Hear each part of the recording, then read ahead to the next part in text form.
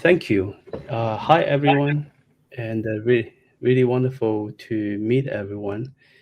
And yeah, today I want to just talk about some strategies in how do we gain actionable like uh, response or from big data, and talk about the challenges and talk about some approaches, and mostly from our experience in dealing with these situations. So if you have any question, yes, please just interrupt me and put in the question in the chat. And the sessions I will try to answer while during the presentation. So here we go. So here's a scenario that we encountered a few times in working with the big data in the different areas. It's a very typical example that in the big data scenario, like you have more than 10 million data events, up to 100 million events. The data being collected and being saved into a giant data lake, and and you also have a whole BI being built out, often use Tableau or MicroStrategy to look at the data. And the problem often is if something happens, you notice something goes wrong, something unexpected happens, it often takes a long time to figure out what exactly went wrong. And and by the time you figure out, there's there's quite a few situations that it's too late. The damage is already done.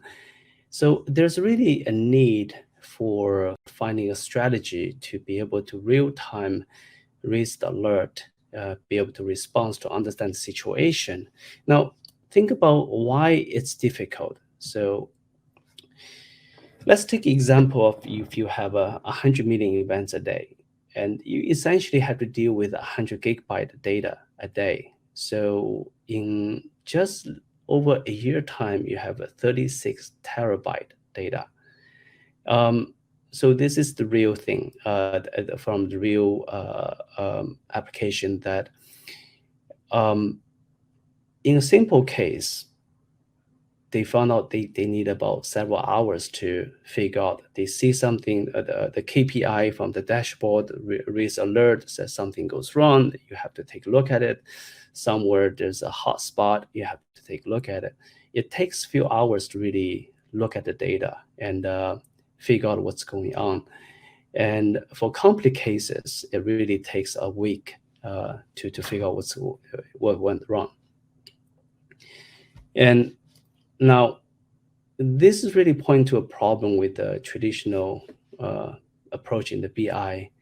The BI is really good in spotting anomalies, like statistical outliers.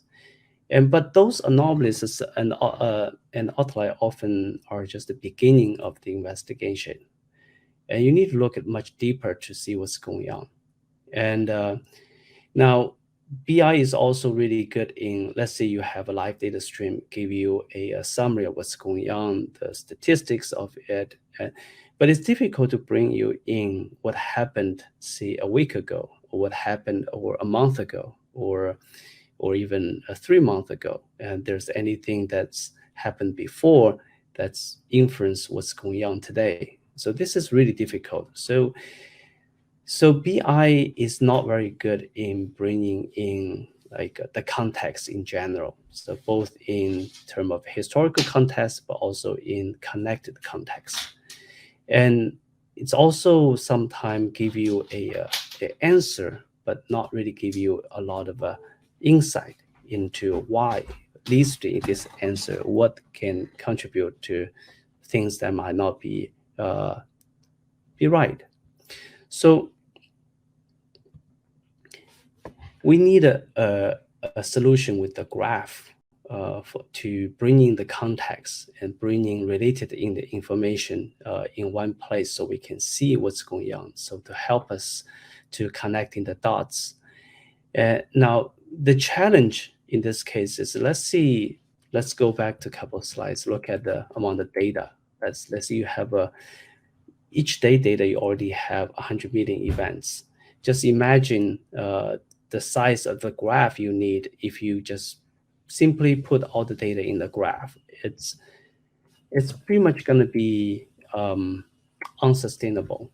So if we look at the traditional approach of you have a big data flow in, going to the data lake, and it goes to a BI to raise the alert. And what we really need is we need to add this component I call it feature graph.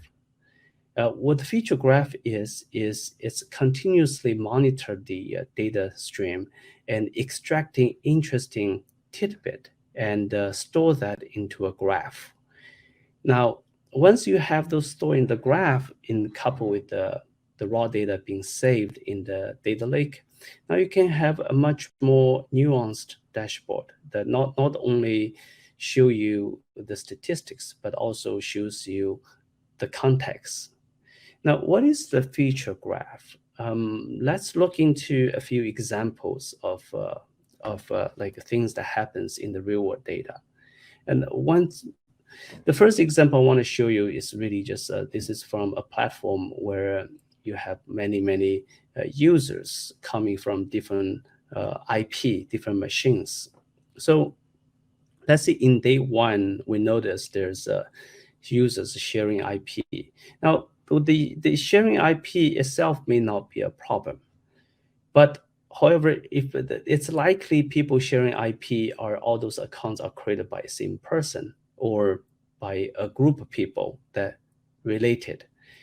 Um, so a few days later, we look at the same group people. Notice again, there's a lot of people coming from the same IP. In this case, you have this like a person icon represents a user, and the IP is in the machine, and I have the date in the middle, so it represents people sharing uh, IP in that particular date. So those information are interesting because that imply there's a what's the word for that corroboration. I mean, people just working together behind the scene. Now, what's even more interesting is if you can bring those days the data together. Now, using the IP as a connection, now you suddenly notice all those a large group of people are actually connected with each other. So this is from a real case where we noticed that from this group, connected group, there's actually one user was identified was a known bad actor, and but previously, all we know is that one user is a bad actor, and we have no idea about the other users. And because you have this the connectivity among users being established using those shared IP um, as a signal over the time, now we quickly can use label propagation to flag all the users that's being historically shared IP or shared multiple like a share IP over multiple hop as a large group as the user needs to be put on the watch list. So this is in a example of you finding connection among users, among actors through sharing of the same resources. And so in this case is sharing the IP, but there's other resources can be shared. For example, the access the same resource at the same time, creating the account at the same time is all can be used as a signal to establish connection. So let me quickly introduce why we want a feature graph. What exactly is a feature? Now, here's an example. So you have a smiley face. A smiley face has many elements like the circle, the dot, uh, the uh, the line, the curve at the bottom. So they all they come together to represent here's a smiley face. So the feature really is just the individual elements. Like you have a, like as I point out on the left, you have a dot, you have segments, circle. Now, if you individually one by one, that's not enough to say something is wrong or something needs to be, really you need to pay attention, needs to raise alarm. However, when they come together in certain form, in certain structure, it reveals that there's a threat behind it. So this is really the whole point of a creating feature graph is you're not just to capture the incidents, but you capture interesting patterns over the time, like live capture them, and those patterns serves you later for identify the threats. You know, there's a roughly two category of features that's interesting. One is implies connections. As we know, we use graph, so anything implies connection is very useful.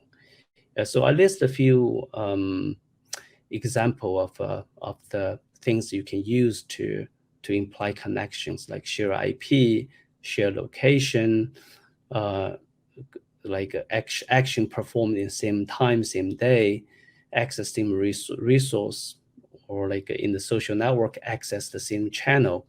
Um, so often depends on the situation. Sometimes a single sharing event among multiple actors is sufficient to flag them. Sometimes you need a multiple events to really increase the signal noise ratio. So here's another example of interesting patterns. In this case, it's actually something gets passed down from one to the other. So this is some sort of a interesting money laundering scheme.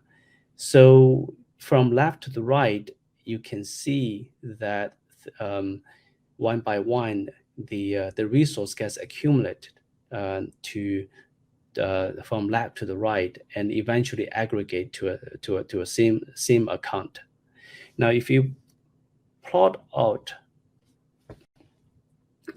as time, so the top is earlier time, the bottom is later time, it's very clear that how the series events unfold over the time. And so here's an example about so this is it's actually global money laundering, actually a global money transaction scheme that you can visualize in GraphXR, that you can see how money flows from one person to the other person. If you watch carefully, you will notice that there's a very interesting pattern of a person being a bridge, and once the fund gets to the person, gets forward to the another person. So things like this, once you're able to visualize it, and now you can start to see the patterns that often hidden in the data. That if you just look at the data, it's very difficult to find, or even with the graph, but sometimes it hides the nuance. But once you can animate the events, play at the back, you suddenly realize a lot of interesting patterns, especially the timing. The timing is difficult to observe just from the graph.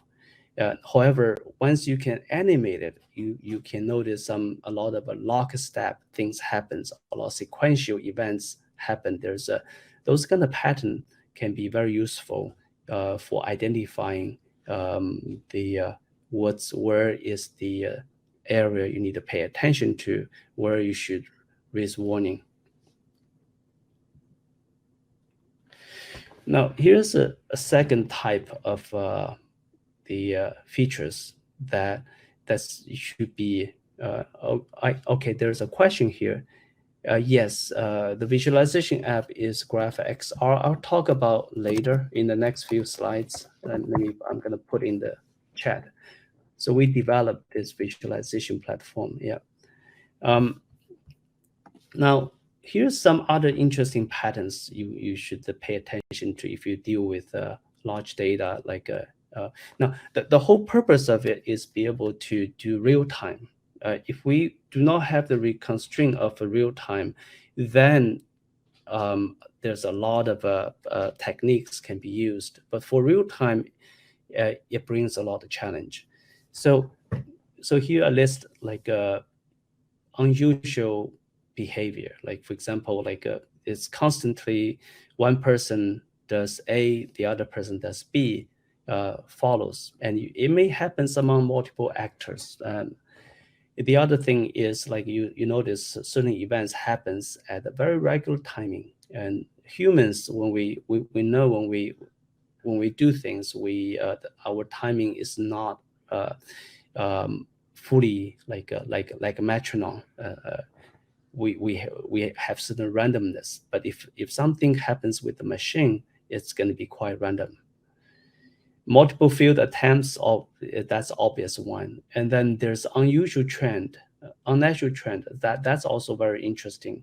We see that in the real data quite often that the normal data is random, but there's something when people there's a fraud data, there's a fraud activity happens, you see some unusually like change start happening. So this is the example that we observed is it's kind of passing off event. You, the color represent different actors, and the each dot is action. And in this case, you will notice that um, they're often with the one actor perform and the other actor follow up. So this is by itself, it can be totally random. It's totally fine, but it happens a lot, or happens a lot in that one day in that one particular area that become a alarm. Especially if one person, if there's multiple people engage in this kind of activities that happens over the time, that's definitely a red flag. Oh, there's a question about how would the GraphXR differ from Neo4j Bloom. That's a good question. They both does very good visualization um, purpose. Now, later on, when I get to GraphXR, I will introduce this. The GraphXR has more dimensionality visualization as well as a workflow building capability. Um, so here's another example of if you look at all the sequences, you see most of the data, the sequence has random patterns, but then the red dots is highly regular, so that you can immediately identify it is created by a machine, not by human. Now, once you capture all those features, you save them in the graph, and so here I lay out very abstracted, simplified schema that with actor, feature, events, resource IP. I also have the log data at the bottom, have a dotted link connect to log data. That it means those data are on demand. When you need to access it, you can pull, because log data often is humongous. These terabytes or tens of terabytes. But if you only need to access specific data, it's pretty fast, and so that's not a problem. And so here's a quick introduction of a GraphXR. It's a 3D visualization platform, and that we developed over the years. It's not only for network graph visualization, but it's also for high dimensional data visualization. So it's geared towards be able to look at high dimensionality as well as a network connectivity. And at the bottom right, I have a picture of COVID-19 virus evolution mutation graph. So on the very top is the original virus. Over the time, it starts to mutate. And so from top to down is the time, and then you can see the mutates being discovered at different location that you can allow you to see how the virus spread over the time. Now the GraphXR is it can be used as embedding into like a bigger application solutions, and um, it has native connection to graph data like especially Neo4j, and SQL database, document database. Now, the reason for that is to make it easy to bring the data in one place so you can analyze it. It also supports a lot of data transform capability, because in the data analysis, it's very common that you start with the data that's with a lot of details. Like you need details, like you need to record the data that close to like authentic data, authenticity, like maximum authenticity. But as you do your analysis, you need to simplify to the part that human can understand, human can digest. So that means there will be a lot of a simplification we need in the process. Yeah, I'm not gonna get into this today because that's a whole new talk how to approach the network graph data simplification, go from the original data for the storage to the final presentation for the communication. And now one of the things that I like to point out in GraphXR is we have essentially have a dashboard capability. It's similar to Jupyter Notebook, but for JavaScript, that allow you to run quick data experimentations. And once it's done, it become a dashboard. It can be reused. So that opens up possibility for very quick workflow development, for prototype workflow development, which we use for this kind of a big data real-time application. So say you have now that we have, so here's a revised diagram from the beginning. We have a data stream come in, go to data lake, go to dashboard, like BI dashboard. So now the data stream come in can still fit into data lake, but we divert the stream to create a feature graph. Now feature graph together with the live data that drive the dashboard. Also, it give the risk alert. Alert can go out with the email, with the phone call, WhatsApp, message, Slack, and also can drive the API. So basically, if something goes wrong, can immediately shut down access to prevent more damage. So this ability is really because we have a very fast and nimble feature graph to support this. Now, this is the whole architecture of the solution, and go from the live data, you go to mass storage, you have the feature extraction, you have the graph, in which you have a threat detection based on the graph and the live data, and alert and visualization. So on the right is more the systematic diagram. So I just want to quickly talk about this whole thing requires a lot of scheduling. There's several options. We tried a few of them, like from Airflow to Mage to Windmill. They all really good. They serve different purpose. Airflow is more mature, has been there for the longest. It's the concept of a DAG, directional acyclic graph. Windmill has this script flow app. It's very easy to use. You cannot go wrong with any one of them.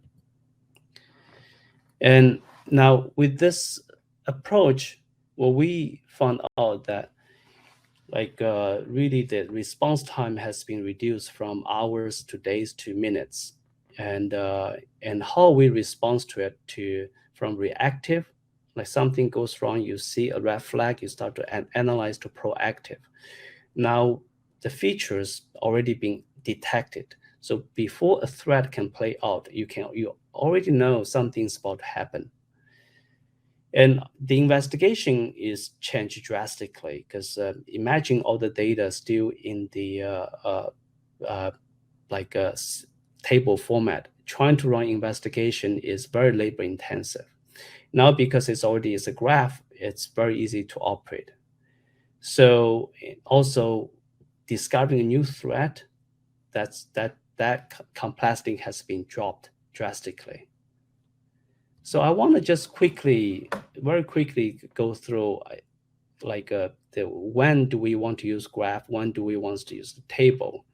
It really come down to a simple thing. If you need to do multi-hop, put into the graph. If you do not need a multi-hop, put in the table. And I think mixing graph and table really solves some practical problems. And the other consideration is you want to fit the most computation intensive part in the memory, because memory, we all know that is so much faster than SSD. So here's some example of a real world example of the amount of data that if you trying to run whole thing into the memory, the cost is really prohibitive. But once you extract the feature graph, it's so much lighter, so much faster. So I guess I talk about most of what I want to share with you. And this kind of application is you can see them in many areas, like from large social media analysis to insurance fraud to online gaming, sports betting to insurance. So there's a lot of area you encounter big data that requires real-time response. And this big data, like traditional big data plus a feature graph, is really a good solution to tackle that. So that's all I have for today. Thank you very much. We had a couple questions already, so if you have more questions, please, yeah, have a couple more minutes. Oh, thanks, Brian.